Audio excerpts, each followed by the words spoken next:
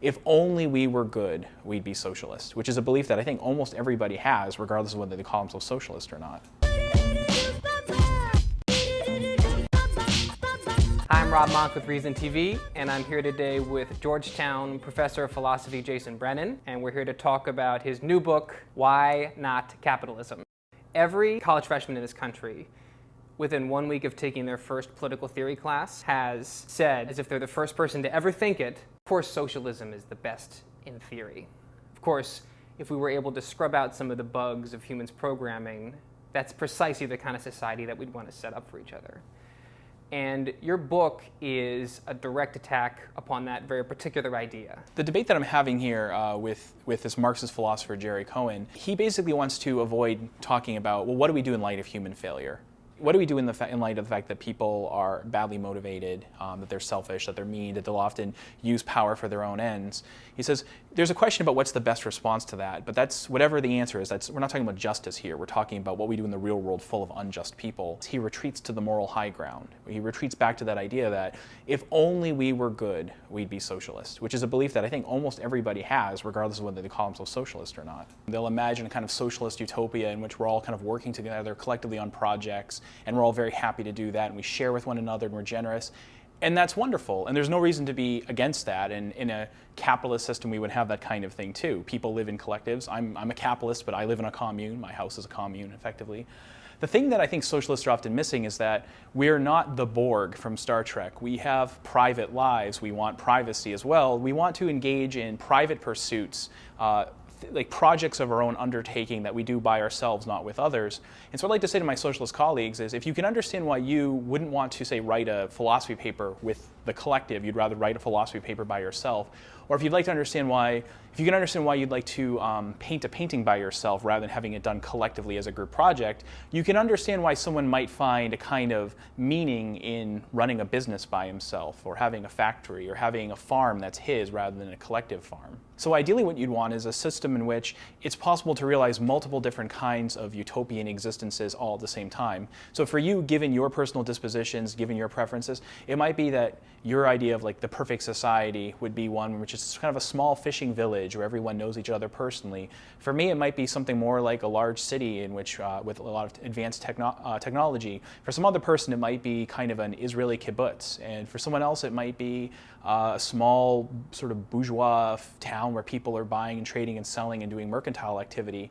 And there's no reason to think that any one of these visions of how the world could go is going to be best for every single person. So ideally what you want is a system under which you can realize all these different conceptions of the good life and different conceptions of a good community.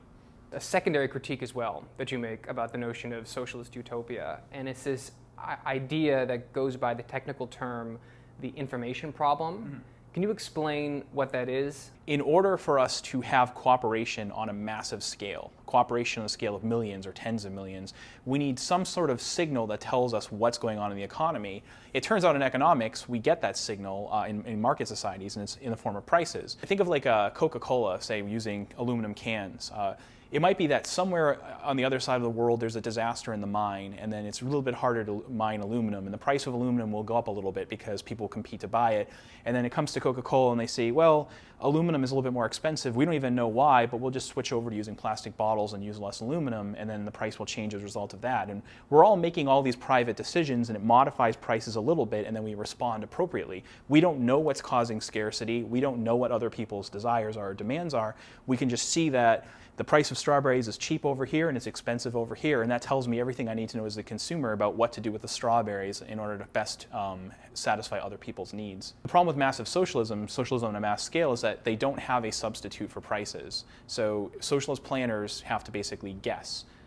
And that's why socialism on a large scale never ends up working, because the socialist planners literally don't have the information that they need to make rational economic decisions. And I think that's really important because in Washington, D.C., I do not think that there is a cabal of closeted socialists that want to bring about a Marxist revolution.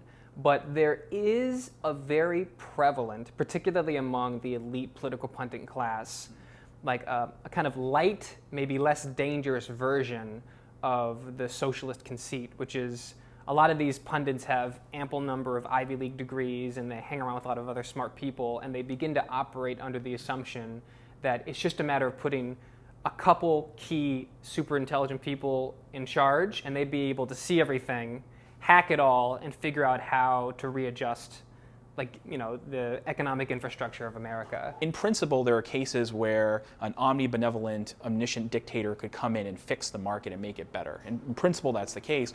It's rarely going to be the case in actuality that a person knows when and how to intervene to improve it. So given the limits of human knowledge, given the limits of people's ability, and also just given their biases and so on, and the fact that they're likely to use this power selfishly rather than for our own good, I think it's better not to empower them to do these things. You debunk this idea that sort of capitalism, capitalist social technology, engenders or cultivates certain vices, that it actually actively rewards greed and predatory behavior. A wide range of people like Herbert Gintis and Paul Zak and Joseph Henrich and a number of other economists and anthropologists and others who study what markets do to people. One thing that they'll do is they'll have, say, take games. Like there's this game called the Ultimatum game where it gives me the opportunity to cheat you.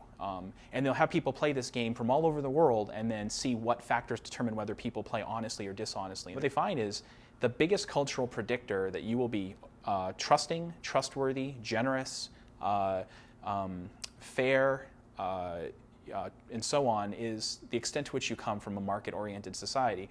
People from traditional societies, from tribal societies, from kind of non-pre-market societies, and from socialist societies are not nice. The idea that I think that people of our political persuasion don't as actively engage with as I would like is this idea that there is an arbitrary distribution of attributes and advantages at birth and by genetics and by environment. And someone with maybe more progressive politics, someone who's a bit more friendly to the notion of government intrusion, oftentimes that's based in an authentic and good-hearted desire to correct for those particular kind of arbitrary distributions of advantages. I'm not really concerned about equality in opportunity for its own sake. Society is not a race. No one has to win. It's a cooperative venture for mutual gain. So in a race, it's very important that everybody start in the same position because the purpose of a race is to measure relative performance and relative talent. That's not what society is about. It's just us cooperating with one another. So I think here the question isn't should we have equal opportunity, but rather should we have a political system or an economic system that tends to make sure that people have more opportunity rather than less, and then everybody have sufficient opportunity. What I end up doing in the book is saying that the capitalist utopia that I described is supposed to be juxtaposed and compared to and shown to be superior to the socialist utopia that Jerry Cohen describes. It endorses principles of social justice and endorses principles of beneficence, but the way that they achieve these goals is not through a kind of heavy-handed government intervention, but through private means.